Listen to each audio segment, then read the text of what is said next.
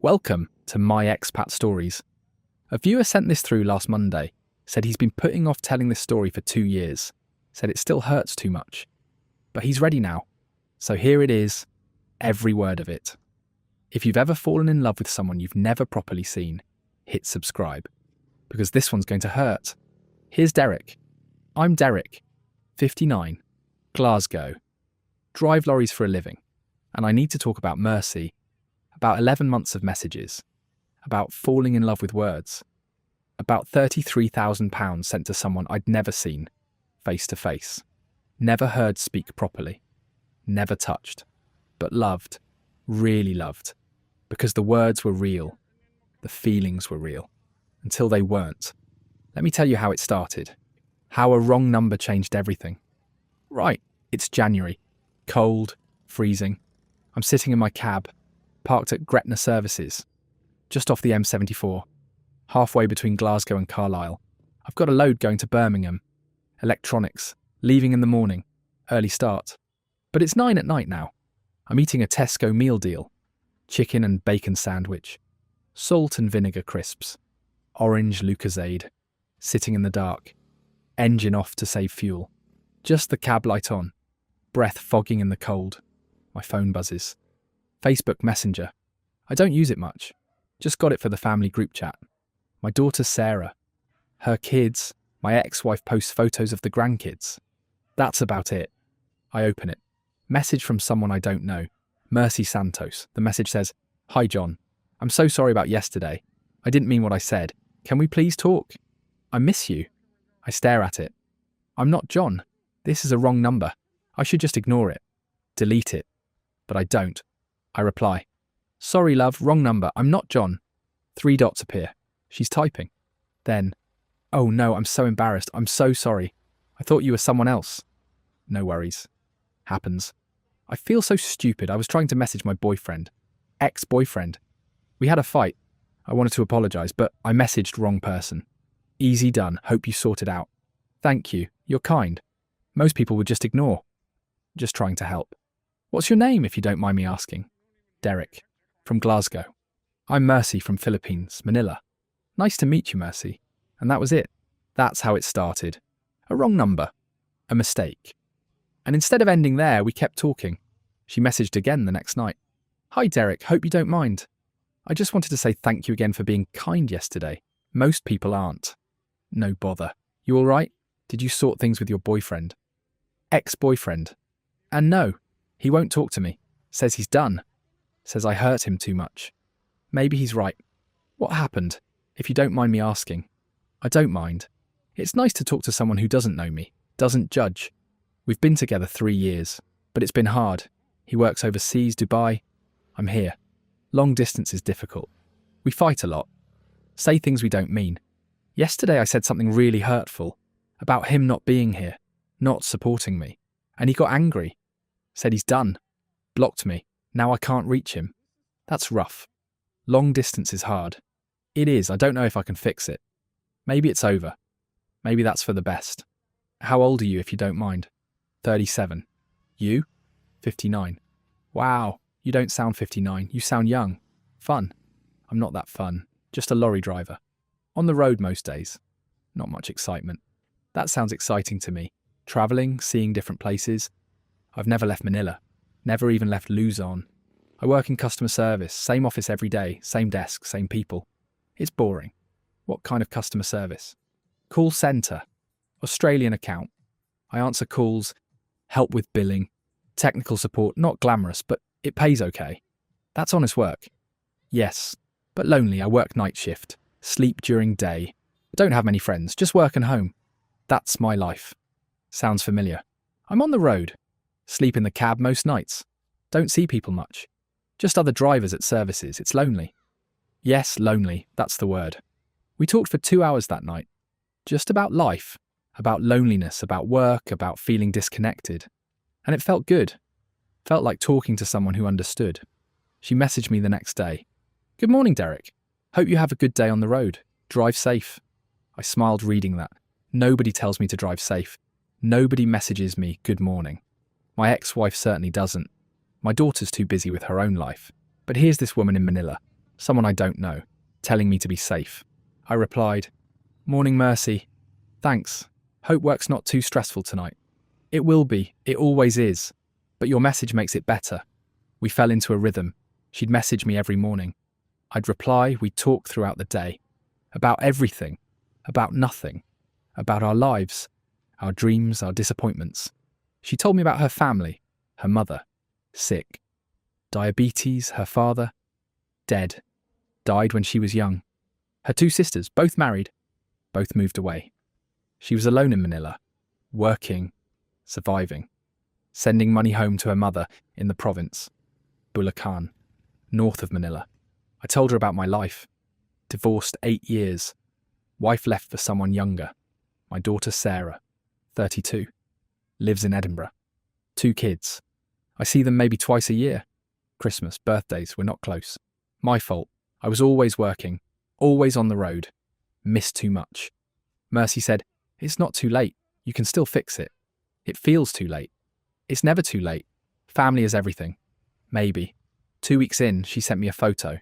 "This is me. Thought you should see who you're talking to." I opened it. And bloody hell. She was beautiful. Not in a glamorous way. Just naturally beautiful. Long dark hair. Brown eyes. Warm smile. She was wearing a simple white blouse. Looked like she was at work. Call centre headset around her neck. Office background. I stared at that photo for ages. This woman, this beautiful woman, was talking to me. Every day, and she seemed to care. I replied, "You're lovely." "Thank you, you're sweet. Can I see you?" I panicked. I'm 59. Grey hair. Bit of a gut. Weathered face. I'm not photogenic. I'm not what women want to see. But I sent one anyway. Me in the cab, sitting in the driver's seat. Tried to smile. Looked awkward. Sent it before I could delete it. She replied immediately. "You're handsome. Kind eyes. I like your smile." I felt it. That warmth, that flutter. I hadn't felt that in years, maybe decades. We kept messaging. Every day, multiple times a day. She'd tell me about her shift, the difficult customers, the annoying co-workers. I'd tell her about the roads, the traffic, the weather, the loneliness of lay-bys at midnight.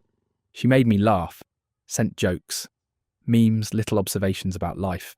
Why do customers always blame us for their own mistakes? Man called today saying his internet doesn't work. Turns out he didn't pay his bill for 3 months. But it's my fault, apparently. I'd laugh sitting in my cab. Actually laugh out loud. Something I hadn't done in ages. A month in, I suggested a video call. "Would love to see you properly, hear your voice."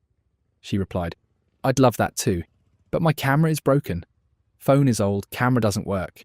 I can only do messages and voice notes." "That's all right. We can do voice notes." She sent one. Her voice was soft, sweet, Filipino accent. "Hi Derek, this is me. Hope you like my voice. I'm shy about it. My English isn't perfect. Your English is perfect, and your voice is beautiful. Thank you. You're making me blush. Can you send a video, even without camera, just so I can hear you talk? I'm too shy, maybe later, when I'm more comfortable. No pressure, whenever you're ready."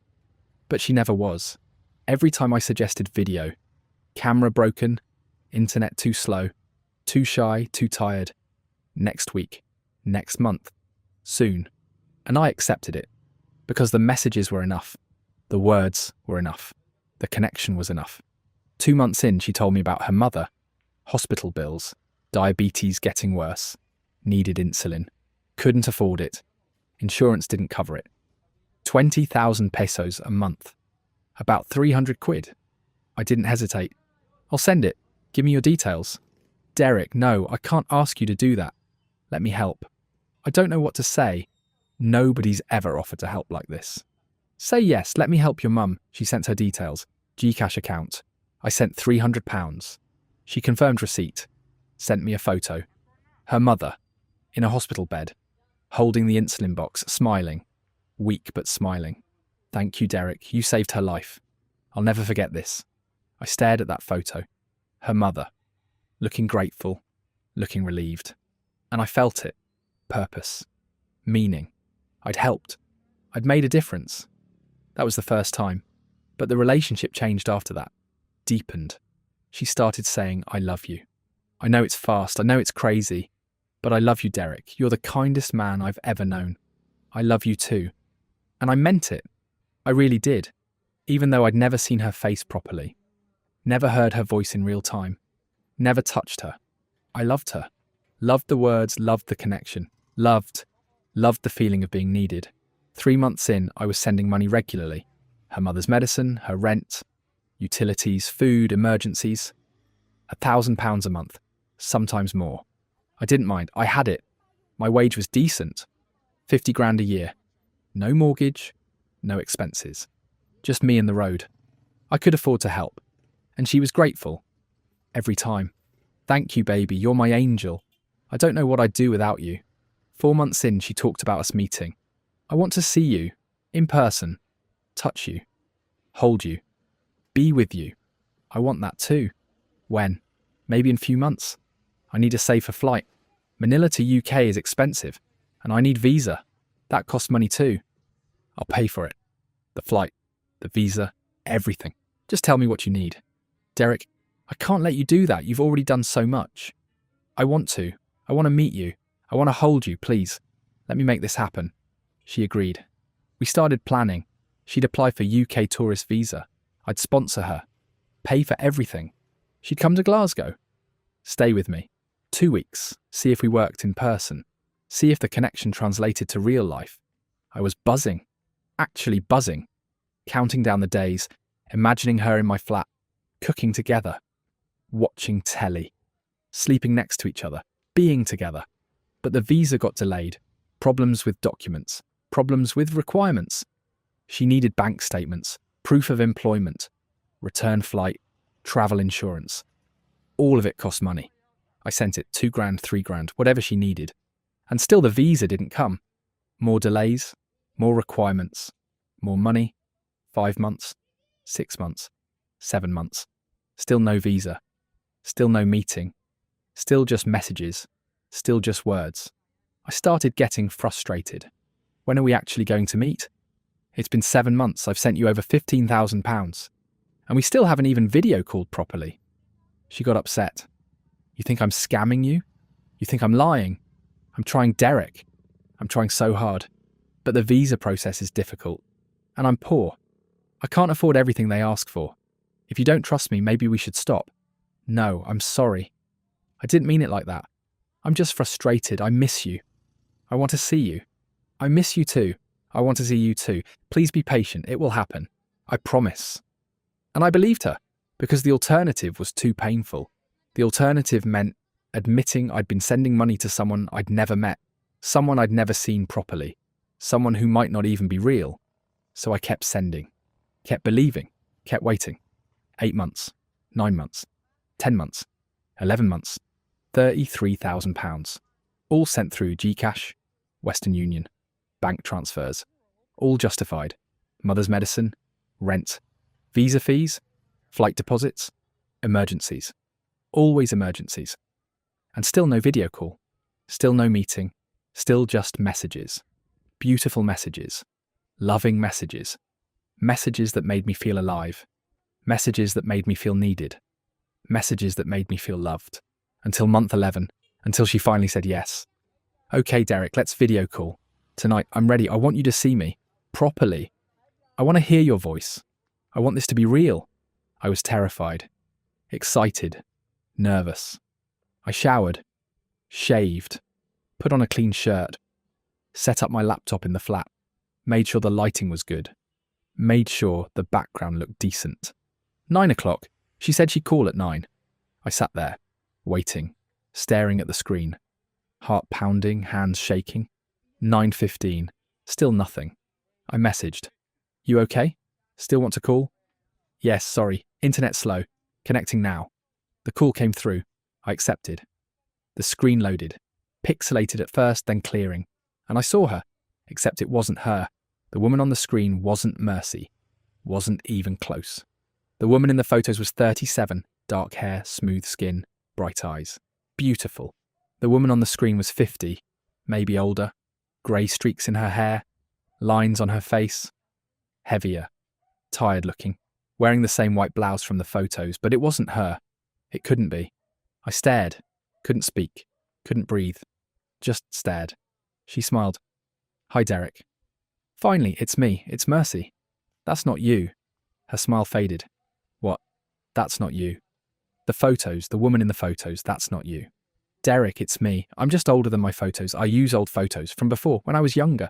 But it's still me. No, that's not how aging works. You're not 15 years older than photos from 11 months ago. Those photos aren't you. Who are you? She started crying. Derek, please, it's me. I'm Mercy. I didn't want you to see me like this. I wanted you to think I was beautiful. I wanted you to love me. I do love you. I love Mercy. But you're not Mercy. You're someone else. I am Mercy. My name is Mercy. That part is true. But the photos are my niece, Liza. I borrowed them. I used them. Because I'm not pretty. I'm old, I'm fat. Nobody wants to talk to old women. So I used her photos, but everything else is true. My mother, my job, my feelings. All of it is true. Your niece? You've been catfishing me with your niece's photos for 11 months. I'm sorry, I'm so sorry. I didn't mean to lie. I just wanted someone to talk to, someone to care about me. And you did. You cared. You loved me. And I loved you. I still love you. But you lied. About everything. About what you look like. About who you are. Not everything. Just the photos. Everything else is real. My feelings are real. How can I believe that? How can I believe anything you say? Because I'm telling you now. I'm showing you now. This is the real me. And I'm hoping you'll still love me. Even though I'm not pretty.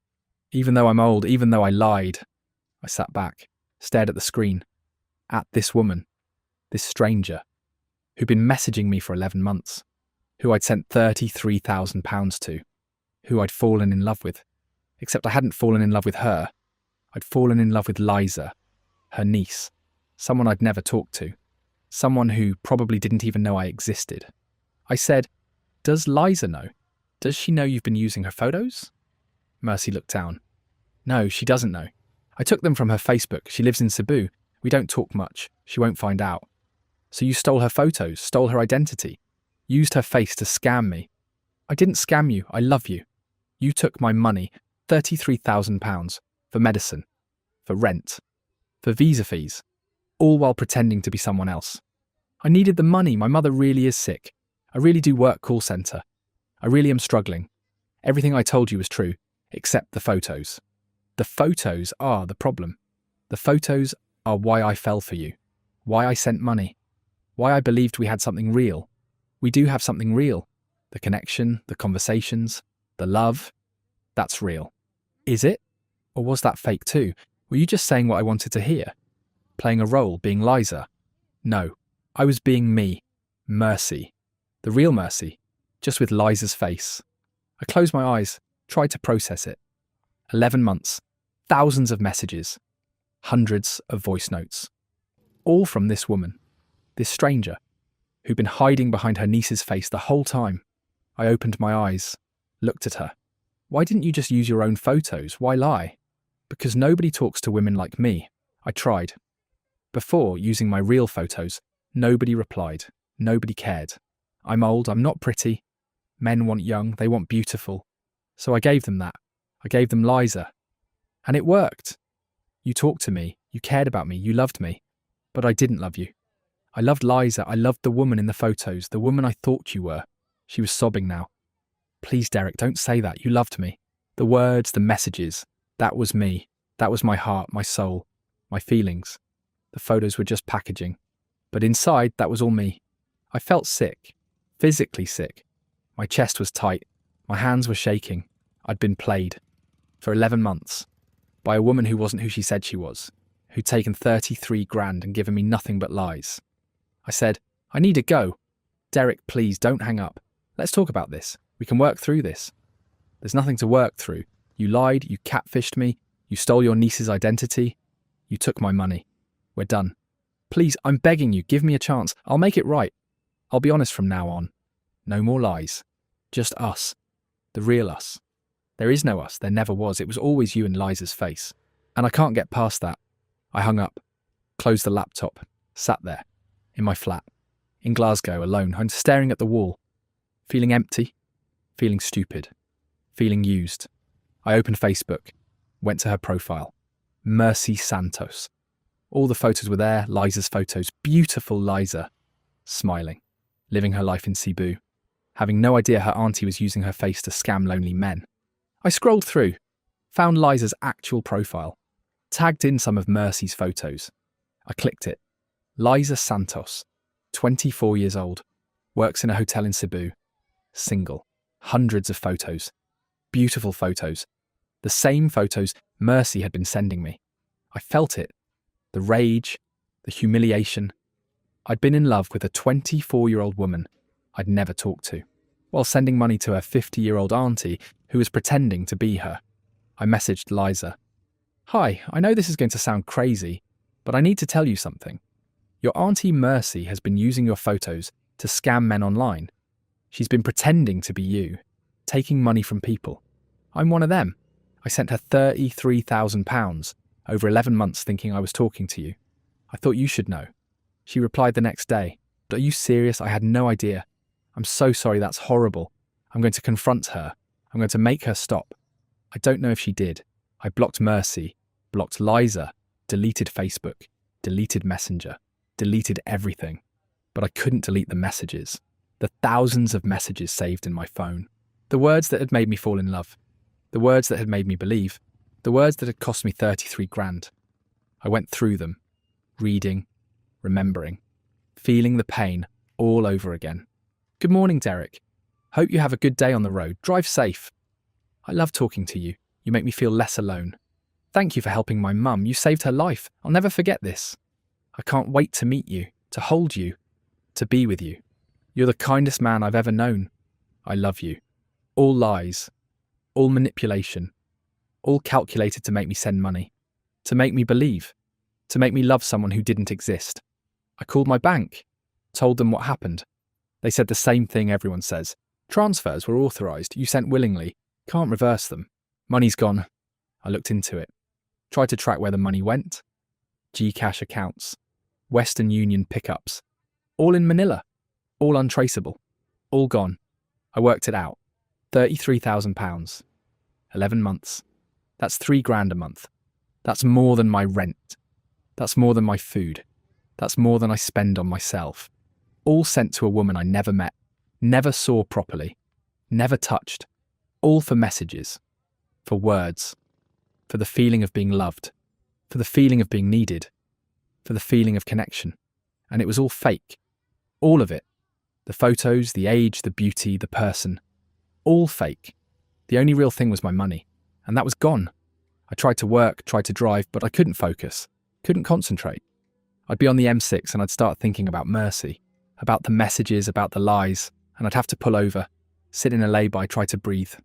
I stopped eating properly, stopped sleeping, lost weight, looked like shite. My daughter noticed, called me. Dad, are you okay? You don't sound good. I'm fine. You're not fine. What's wrong? Nothing, just tired. Dad, talk to me, please.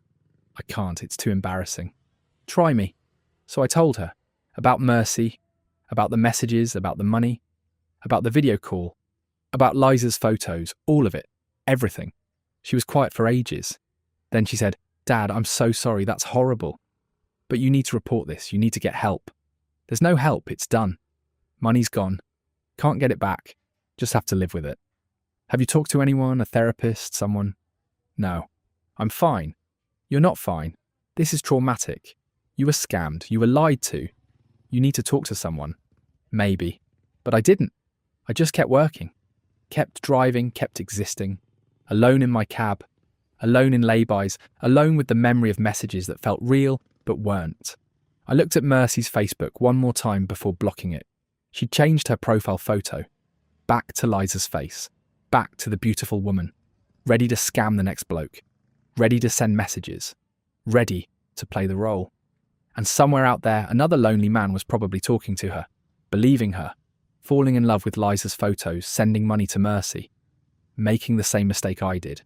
Because it works. The wrong number, the friendly conversation, the connection, the beautiful photos, the excuses about camera, the emergencies, the money requests. It all works. It worked on me, it'll work on someone else. I reported her profile. Facebook did nothing. I reported her to Philippine authorities. Never heard back. I tried everything. Nothing worked. She's still out there, still scamming, still using Liza's face, still taking money from lonely men who want to believe someone beautiful could love them. I wanted to believe. I needed to believe. So I did. For 11 months. For £33,000. For thousands of messages that made me feel alive. And all I got was a video call that shattered everything. A face that wasn't the face. A voice that was real, but belonged to someone I'd never wanted to know. A reality that destroyed the fantasy. It's been 2 years. I'm still driving, still Glasgow. Still alone, still carrying it. I deleted the messages eventually. Took me 6 months. But I deleted them. All of them. Thousands of messages. Gone. Like they never existed. Except they did exist. And they mattered. They mattered so much that I sent £33,000. They mattered so much that I fell in love. They mattered so much that I'm still not over it. My daughter checks in more now. Calls me twice a week. How you doing, Dad? You eating? You sleeping? I'm fine, love. You're not fine, but you will be. It just takes time. I know, but I don't know. Because how long does it take to get over loving someone who doesn't exist?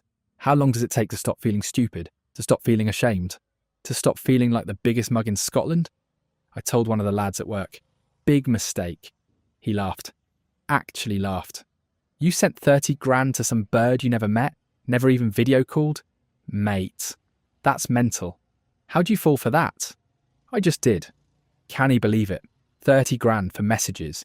You could have bought a car, a holiday, anything. And you sent it to a stranger. She wasn't a stranger. She was Mercy. She was a scammer. And you were the mark. He's right. That's what I was. The mark. The target. The lonely man sitting in his cab at night, desperate for connection. Desperate for someone to care. Desperate for someone to say good morning and drive safe. And she gave me that. For 11 months. For 3 grand a month, she gave me words that made me feel alive. Made me feel needed. Made me feel loved. Until the video call. Until the face didn't match. Until reality crashed in and destroyed everything. I still drive past Gretna services sometimes, where it all started, where she sent that first message. Hi, John. I'm so sorry about yesterday. I park there, sit in the same spot. Think about it. About how different my life would be if I'd just ignored that message. Deleted it. Moved on. I'd still have 33 grand. I'd still have my dignity. I'd still have my peace. But I wouldn't have had 11 months of feeling loved, feeling connected, feeling alive. Was it worth it? No, of course not. 33 grand for lies isn't worth it. But I can't change it. Can't take it back. Can't undo 11 months of messages. Can't unsee Mercy's real face on that video call. I looked her up once, a few months back. Couldn't help it. New Facebook profile. Different name. Maria Cruz. But same trick. Beautiful photos, young woman. Probably another niece. Another borrowed face. Another scam running. I wanted to warn people. Wanted to comment on her posts. This woman is a scammer. Those photos aren't her. Don't send money. But I didn't. Because who'd believe me? And what good would it do? She'd just block me. Make another profile. Start again. The scam works because men like me exist. Lonely men. Older men. Men who work alone. Live alone. Want connection. Want someone to care. Want someone to say I love you even if it's through a screen. And women like Mercy exist. Women who know how to play the role. Who know what to say. Who know that broken cameras and slow internet and shyness are believable excuses for 11 months. Who know that a wrong number is a perfect opening. Sympathetic, accidental, non-threatening. Just a mistake. Just a friendly chat. Just getting to know someone. Until it's not. Until it's 11 months, 33 grand, thousands of messages. And a video call that destroys everything. I don't message strangers anymore. Don't accept friend requests. Don't respond to wrong numbers. Don't let anyone in. I work, I drive, I sleep in the cab. I see my daughter twice a year. I exist. But I don't live. Not really. Not since I learned that beautiful women don't accidentally message lorry drivers from Glasgow. They don't fall in love over 11 months of texts. They don't need help with visa fees and mother's medicine. They're just photos, stolen from someone's niece, used to hook lonely men, used to extract money, used to play a role, and I fell for it. Completely. Totally. Sent every penny she asked for. Believed every excuse. Loved every message. until I saw her face and realised I'd been loving a ghost, a character, a performance. The real Mercy was 50, tired, working nights in a call centre, using her niece's beauty to survive, to scam, to take money from men stupid enough to believe. Men like me. I worked out what £33,000 could have been. Down payment on a flat, a year of rent, a new car, a holiday, a future. Something real, something tangible, something mine. Instead it's gone, sent to Manila, spent on whatever Mercy spent it on, probably shared with other scammers, probably funding more cons, more stolen photos, more wrong numbers, more lonely men who'll fall for the same trick. Because it works. It worked on me. It'll work on the next bloke. And the next. And the next. The wrong number, the friendly chat, the beautiful photos, the camera excuses, the money needs, the I love yous, all of it. Tested. Proven. Effective. And all you need is someone lonely enough to believe. Someone like me, sitting in a lay-by at Gretna, eating a Tesco meal deal, desperate for connection. Someone who'll reply to a wrong number, who'll keep talking, who'll fall in love with words, who'll send money without seeing a face, who will believe for 11 months that beautiful Liza in the photos is real, is his, is waiting for him, until she's not, until she's Mercy, 50, tired, real, and nothing like the fantasy. I'm Derek, 59, Glasgow, lorry driver, and I fell in love with stolen photos and carefully crafted messages. Cost me £33,000. And I've got nothing to show for it except shame and an empty bank account. But I learned that wrong numbers aren't accidents. That beautiful women don't love you through texts. That broken cameras stay broken for a reason. That 11 months without a video call means 11 months of lies. I learned too late. But I learned. This is my expat stories. Sometimes wrong numbers aren't wrong. They're exactly right. For the scammer,